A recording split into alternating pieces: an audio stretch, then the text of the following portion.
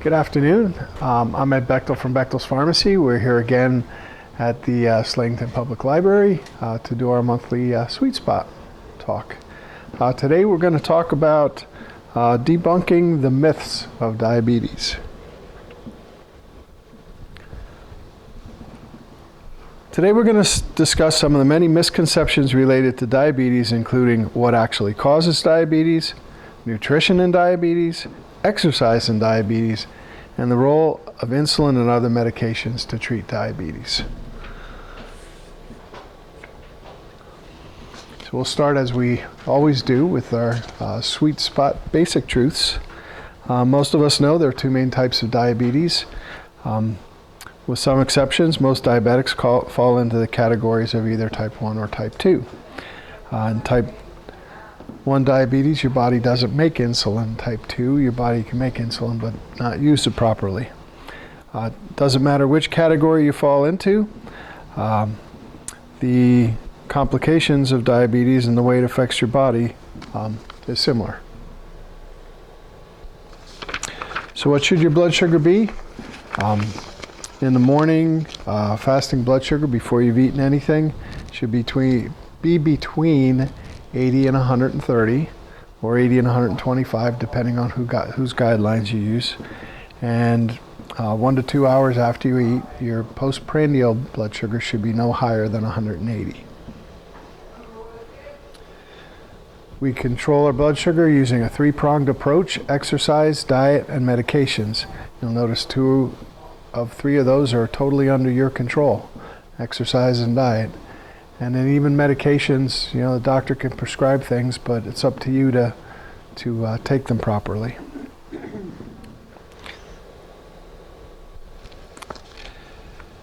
So let's start with the prevalence of diabetes in the United States. Many people are under the assumption that diabetes is a rare condition, but in fact, diabetes affects over 30 million people in the United States. That's 9.4% of the population. An estimated 7.2 million of those people have the disease and don't even know it. Diabetes is also a major risk factor in the development of heart disease, as well as a major cause of blindness, kidney disease, and amputations.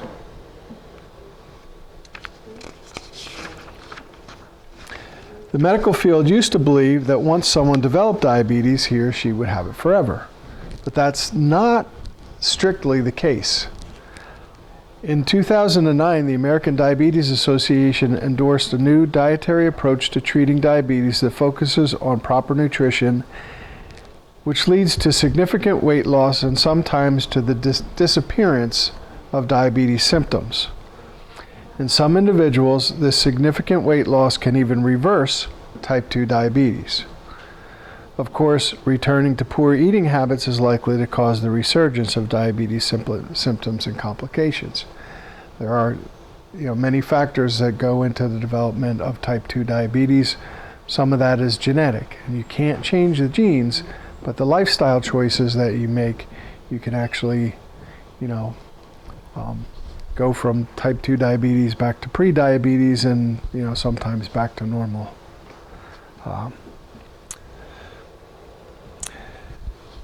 So type 2 diabetes used to be referred to as adult onset diabetes, which often leads to the misconception that only adults can develop type 2 diabetes.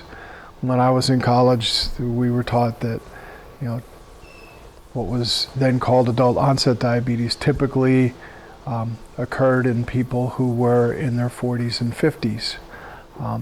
But now we're seeing teenagers with type 2 diabetes. It's not uncommon. We're seeing more cases of type 2 diabetes in children, likely due to poor dietary habits, lack of physical exercise, and the epidemic of childhood obesity. Children can be diagnosed with either type 1 or type 2 diabetes, depending on whether or not the pancreas produces any insulin at all. We are discovering just how much the developmental years of childhood and adolescence build the foundation for a healthy lifestyle, and how lifestyle habits in those early years can make a huge impact on the health of an adult.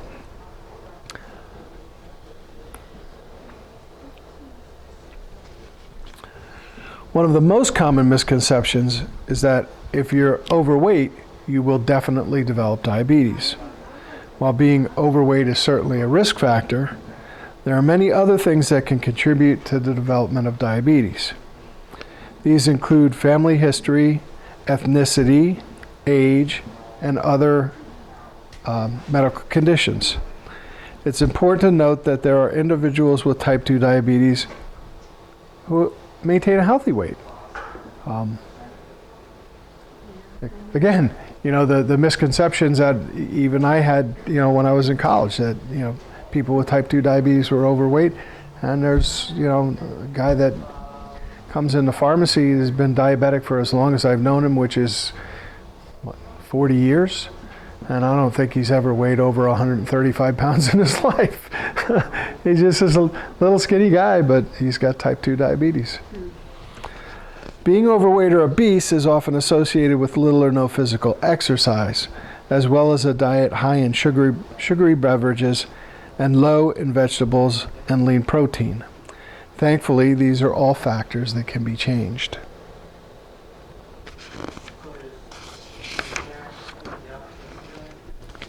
Can eating too much sugar cause diabetes? Unraveling this myth is not simple and depends on the type of diabetes involved. Remember, type 1 diabetes is characterized by high blood glucose levels caused by a lack of insulin. Type 1 diabetes develops most often in young people, but can appear in adults.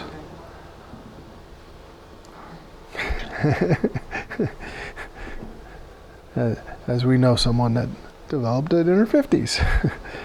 Type 2 diabetes is most often caused by a combination of genetic and lifestyle factors.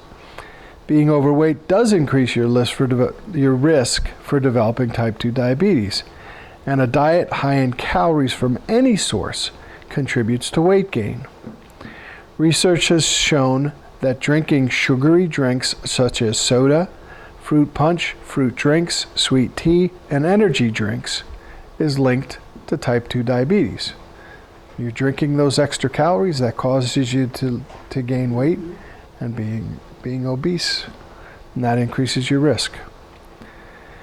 The amounts of nutrient-poor calories in these drinks can rapidly raise your blood sugar levels.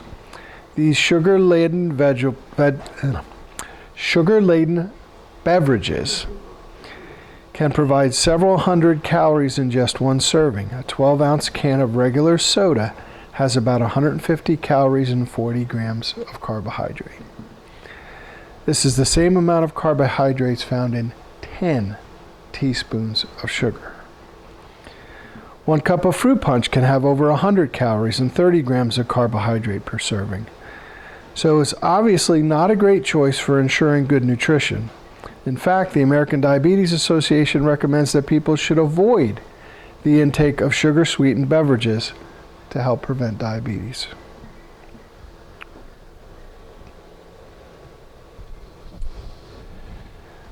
Let's discuss some common nutritional myths and how to support our bodies through the food we eat. One common misconception is that people with diabetes should eat special diabetic foods. The fact is that a healthy meal plan for people with diabetes is generally the same as a healthy diet for everyone else. A whole food, nutrient-dense diet. We want to eat a variety of foods and focus on meals that are moderate in salt and sugar. They should be based on lean protein, non-starchy vegetables, healthy fats, and some fruit.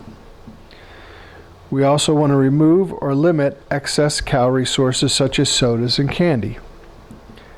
Diabetic and dietetic foods generally offer no special benefit. Most of them still raise blood glucose levels, are more expensive, and can also have a laxative effect if they contain sugar alcohol sweeteners.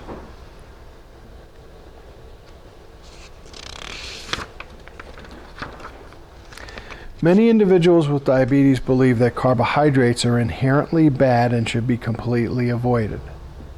In fact, carbohydrates are required by our bodies and should be included in any healthy diet. Carbohydrates, or carbs, contain vitamins and minerals and fiber that our bodies need to stay healthy. The key is choosing which carbohydrates to incorporate and how many of them to consume.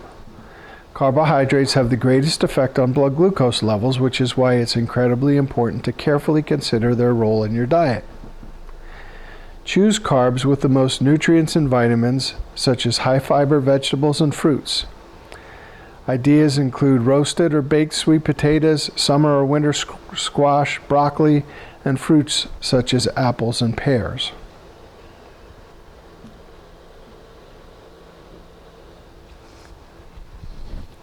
Now let's talk about the amount of fruit in our diet. The misconception here is that because fruit is healthy, it's okay to eat as much as you wish. The truth is that while fruit is healthy, we need to monitor which fruits we eat and how much of them we add to our diet. Fruits are generally a good choice because they contain fiber, which takes longer for our bodies to digest and therefore affects blood glucose more slowly. Fruits also contain a lot of key vitamins and minerals and are a much better choice than sugar-laden and artificially sweetened snacks. When choosing fruit, eating a whole fruit such as an apple is usually considered a better choice than eating a man-made derivative. The whole apple with the skin contains fiber and is lower on the glycemic index than already pureed applesauce. Glycemic index, a whole nother talk. Remember, fruit still has sugar, albeit in a natural form. Talk with a dietitian, pharmacist, or doctor about how much fruit is appropriate for you. Typically, 2 servings of fruit per day will be suggested.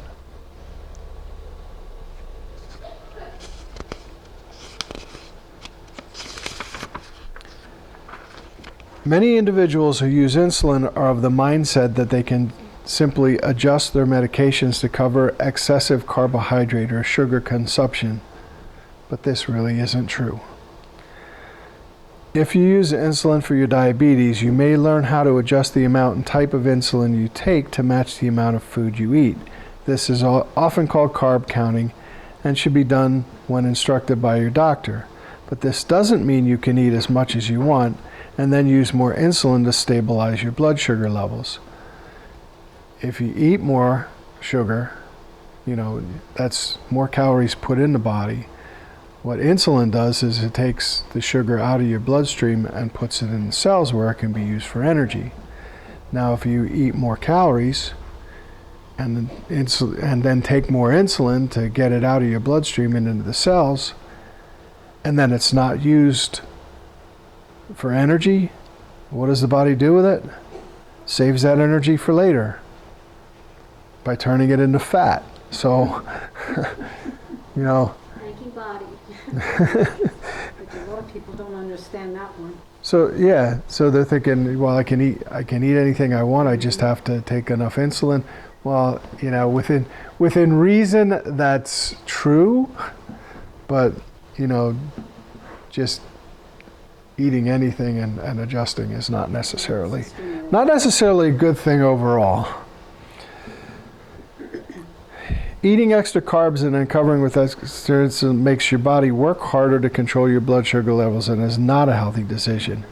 If you use other types of diabetes medication, trying to adjust your dose to match varying levels of carbohydrates with your meals is impossible. The other medications don't work the same way as insulin. Most diabetic medications work best when they're taken consistently as an adjunct, an aid to a healthy diet and regular exercise.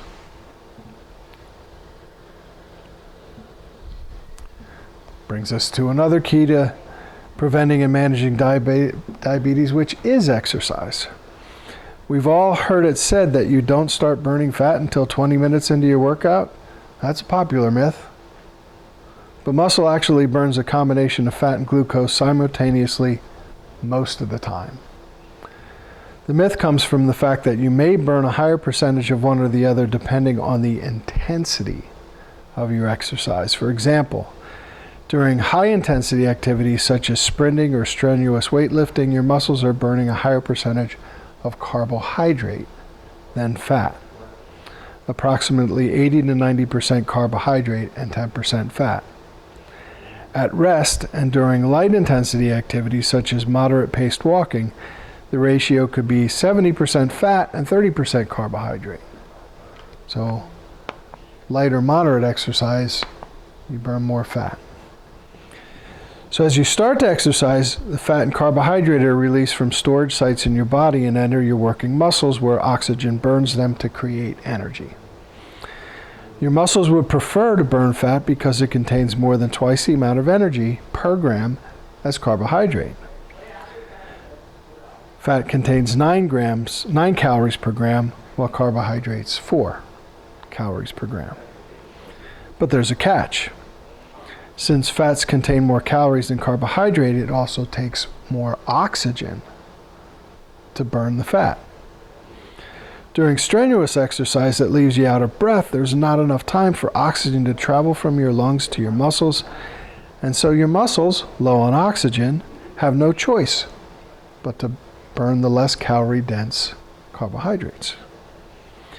As a general rule, unless you're performing brief, very intense exercise, there's always enough oxygen in the muscles to burn some fat as well as the carbohydrates.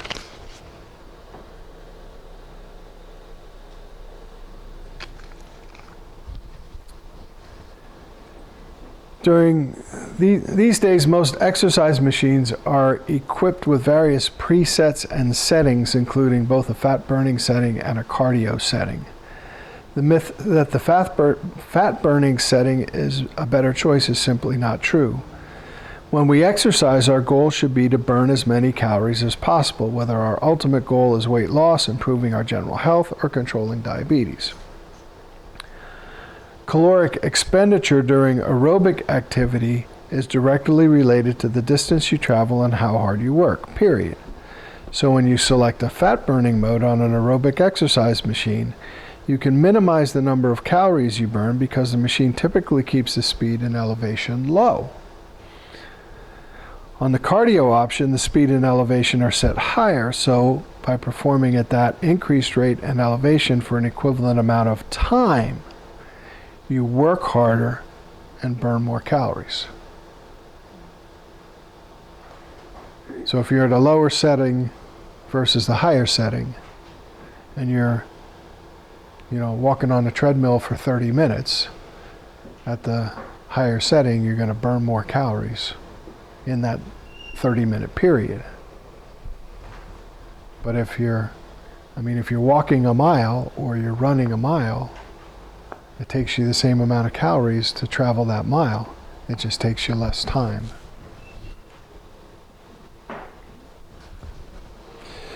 So the reason the lower level is labeled as a fat-burning option is because the lower intensity, you breathe more comfortably, so you deliver more oxygen to the muscles and you burn a higher percentage of fat than carbohydrate.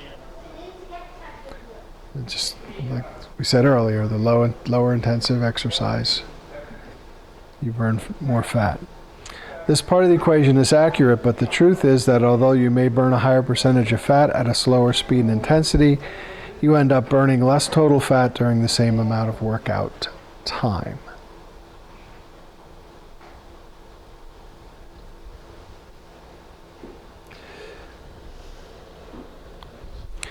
Another common misperception about exercise is that you shouldn't lift weights when you're trying to lose weight. The idea that muscle is denser than fat, so it weighs more than fat. Many individuals follow this logic during a weight loss program because they know that building muscle may cause mild weight gain. You turn fat to muscle, the denser muscle weighs a little bit more. That's true, but muscle tissue is heavier than fat, but muscle is exactly what you want to gain when you're trying to lose weight. That may sound counterintuitive, but let's look at it closer. When you restrict calories to lose weight, you always lose some muscle tissue, even up to 25%. So if you lose 10 pounds, 2.5 pounds of that could be muscle. Muscle is the engine that burns calories and helps maintain your metabolic rate. If you have less muscle, you reduce your ability to burn calories, lose more weight, and even maintain weight loss. Did you know that each pound of muscle consumes about 30 to 50 calories a day? This is the reason why many people plateau at their weight loss when they're only pursuing cardiovascular exercises. In most cases, moderate weight training will not amount to more than 3 to 5 pounds of weight gain, so lifting weights or other weight-bearing exercise is a great addition to your exercise routine. Be sure to check with your doctor to determine the best place to start. You may also wish to speak with a personal trainer to ensure that you're using correct form. Bottom line is that the more muscle you have, the more glucose you can burn, and the better control you'll have of your diabetes. That's why yo-yo dieting so bad, because typically you lose both muscle and fat as you go down, but when you gain it back, a lot of times it's all fat. So people that go up and down and up and down and up and down, they're just getting flabbier and flabbier. Many people believe that walking isn't enough activity to produce results. Did I? Okay.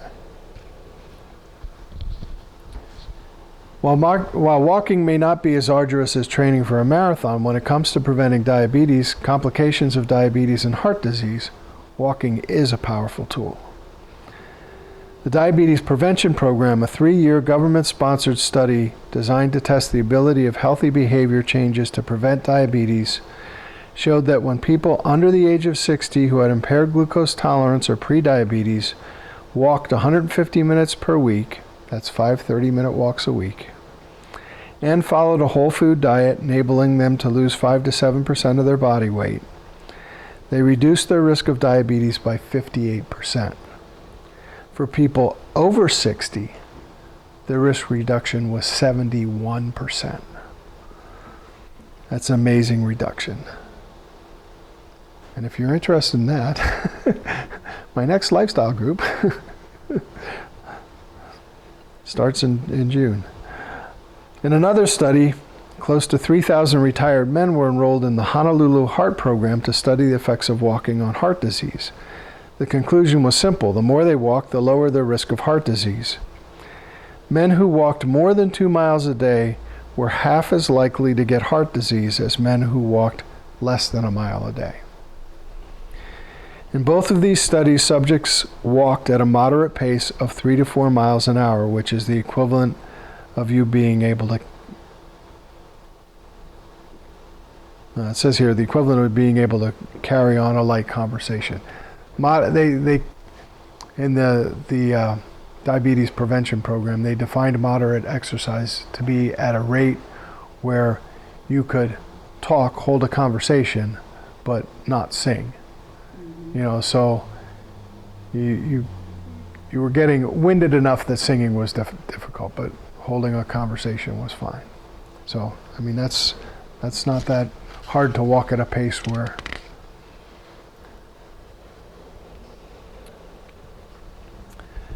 Finally, let's discuss some of the common myths regarding medications and diabetes. When most people think of diabetes, they picture insulin injections, but insulin isn't the only medication used to treat diabetes.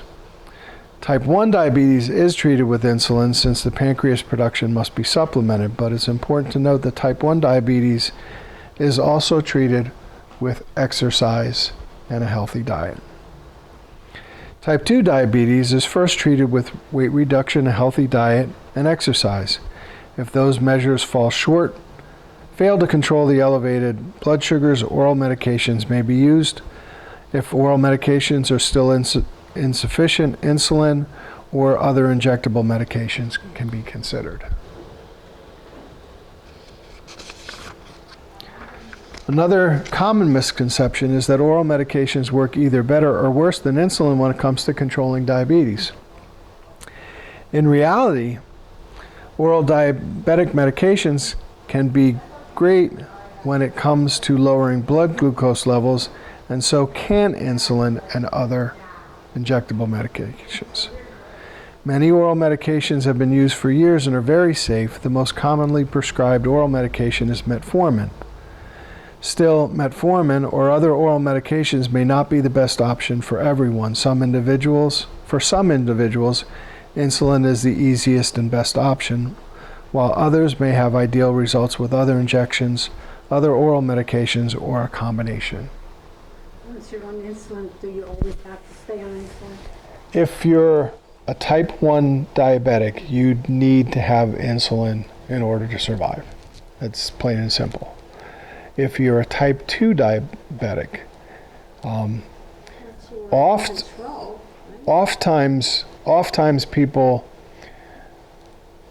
will, when they're diagnosed with type 2 diabetes, their sugar may be, very far out of control, and they may be put on insulin. But if they lose weight, take other medications, get exercise, and they can yeah.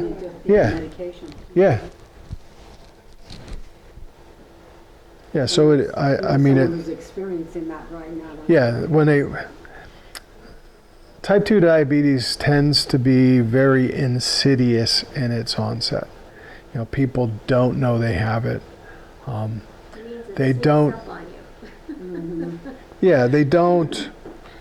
But they don't have. Where typically when someone, especially what they're now calling late onset autoimmune diabetes in adults. I think that's the new term. Somebody that's later on in life, and for some reason their immune system attacks the pancreas and shuts down the insulin producing cells in the pancreas, and they develop type 1 diabetes. When that happens, usually the symptoms are extreme. The thirst and the excessive urination, the hunger, the lack of energy is usually relatively intense and comes on quickly. So those people usually they exhibit the symptoms that you typically relate to diabetes. Some people with type 2, they may have some of those symptoms, but they're not as severe. The onset isn't so sudden. So they're able to ignore it until at some point, somebody draws some blood and says, "Hey, your sugar's 400. we need to do something about this quickly." I mean, I have one guy that when he was first diagnosed, he was hunting and realized that he was out, it was cold, he couldn't feel his feet. Now, he had never really noticed that, and he thought it was because he was cold. And he went home, took his boots off, and he, warmed up, and he still couldn't feel his feet. So we went to the doctor, and what he was experiencing was diabetic neuropathy, because his blood sugar probably had been out of control for years, but he never had any symptoms that told him that he was diabetic, and that's when he was diagnosed. When Viagra came out, guys who never thought about going to a doctor, it's not a guy thing to go to a doctor. Now we're going to a doctor. Their symptom of diabetes was impotence. So, I mean, they went to the doctor to get Viagra. The doctor ran a blood test, and their blood sugars were 300. Well, now we know why you're having problems. It's because you're diabetes, and there's nerve damage, circulation damage from the diabetes that's causing the problem. So what kind of medication can you take for neuropathy of your feet?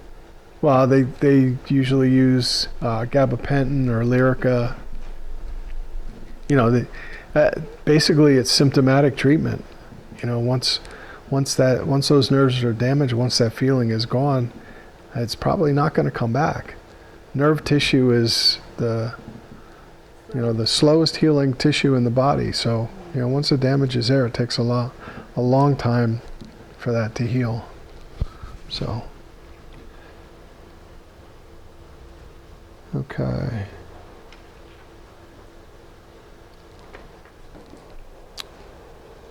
Oral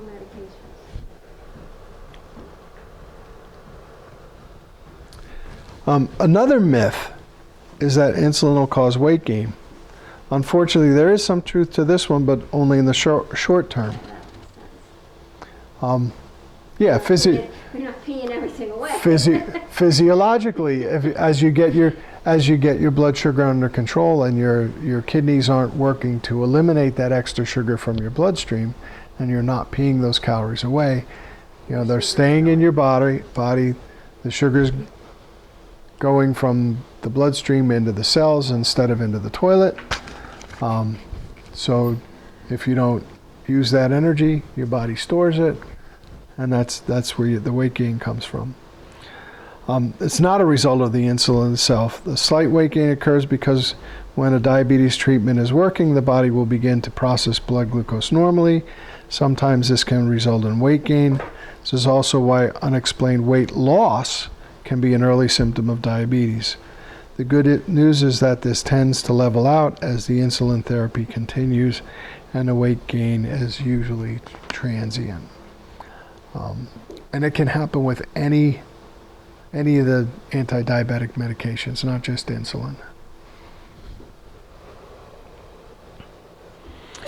Which can be really frustrating if you're diagnosed with type 2 diabetes and you're obese to start with, and your doctor's saying you have to lose weight, you have to lose weight, you have to lose weight. Then you take a medication that's making you gain weight. So. And making you hungry. So we've debunked many of the common myths about severity, prevalence, and treatment of diabetes. You're well equipped to take matters into your own hands. Remember that while it is a serious condition, diabetes can be managed with proper nutrition, regular aerobic activity, and medications. Together with regular aerobic exercise and medication, you can use what you eat as an effective tool for keeping your blood sugar levels within normal range. Talk to your pharmacist, doctor, and dietitian about questions you have, and continue to come to our diabetes classes to ensure your success. And there's this month's recipe. That's a lot of eggs, though, isn't it? Well, I mean, it's How many pancakes did you get? 15. How many out of that? Normal batch?